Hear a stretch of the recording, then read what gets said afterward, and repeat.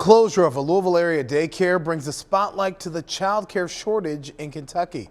WDRB's Katrina Nickel tells us why some warn it could get even worse in the new year.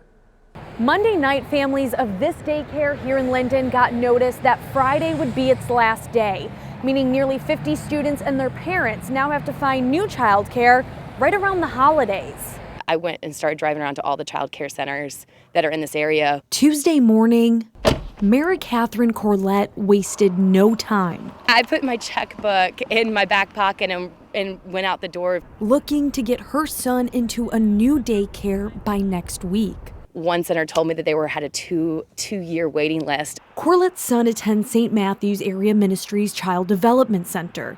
But Friday, the center will close its doors for good.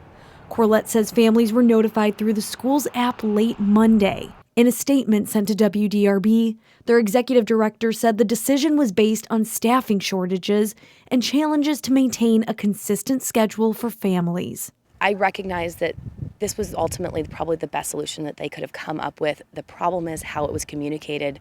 GLI President and CEO Sarah DeVasher Wisdom warns future daycare closures could be coming. Kentucky already faces a child care shortage. Child care funding was kept afloat during the pandemic by the federal government, but that money ended in September.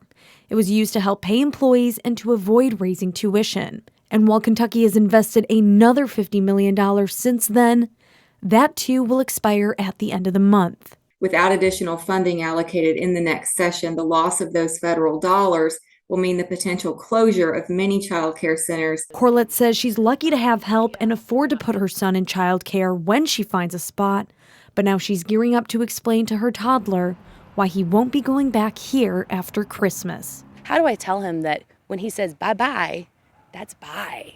In Louisville with photojournalist Greg Shapker, Katrina Nickel, WDRB News.